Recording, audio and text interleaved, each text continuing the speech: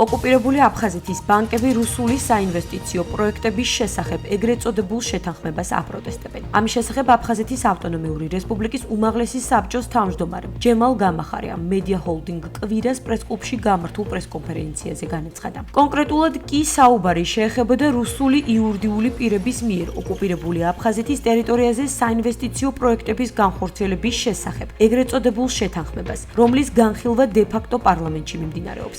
ეს დოკუმენტი იხილება დე-ფაქტო პარლამენტში, მაგრამ თქვენ წარმოიდგინეთ, აი ამ მორჩილი პარლამენტის უმრავლესობაც კი არ თანხმდება იმაზე, რომ ეს იყოს მთავრობებს შორის მიერ ხელმოწერილი. ჯემალ გამახარიას განცხადებით, რუსული ბანკი აფხაზეთში ფილიალებს ქმნის და ფინანსური ოპერაციები, რაც დაკავშირებული იქნება მსხვილ ინვესტიციებთან, აფხაზეთის გვერდის ავლით განხორციელდება. ეს ყველაფერი იხილება კონტექსტში, აი ამ აპარტამენტების შესახებ ეგრეთ წოდებულ კანონპროექტთან, თუ რუსი ინვესტორი რაღაცას არ გააკეთებს ან ვერ გააკეთებს, მას შეუძლია ეს გადააბრალოს აფხაზურ მხარეს და ამ შემთხვევაში აფხაზეთი ვალდებულია ბიუჯეტიდან გადაუხადოს მას გარკვეული თანხა.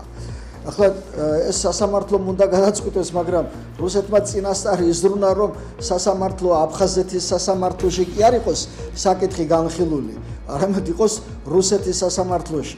ესე იგი, ყველაფერი აქვს მოგვარებული, რომ ესე იგი, როგორც მოისურვებს, რანაირად მოისურვებს, ისე აკეთოს ყველაფერი და თავის მიზანს მიაღწიოს. მილიარდები შემოდის და ეს ყველაფერი შემოდის აფხაზეთის ბანკების გვერდის ავლით.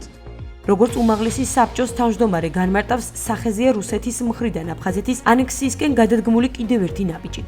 ეს თუ იქნა ხელმოწერილი, მერე უკვე რატიფიკაცია ავტომატურად განხორციელდება, რადგანაც ხელმოწერა ხდება დე-ფაქტო პარლამენტთან შეთანხმებით.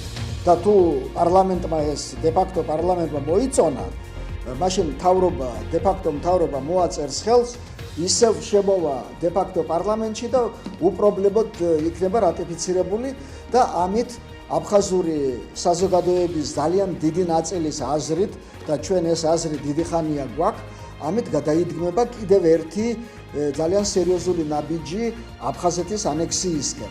ოკუპირებული აფხაზეთის მედია საშუალებებით უკვე გავრცელდა ინფორმაცია, რომ დე-ფაქტო პარლამენტში დაიწყეს ეგრეთ წოდებული შეთანხმების მოსმენა. დახურული სხდომა, რომელიც ეგრეთ წოდებული პოლიტიკური პარტიებისა და საზოგადოებრივი ორგანიზაციების წარმომადგენლებიც მონაწილეობენ, როგორც მოსალოდნელი იყო ხმაურიან ფონზე მიმდინარეობდა.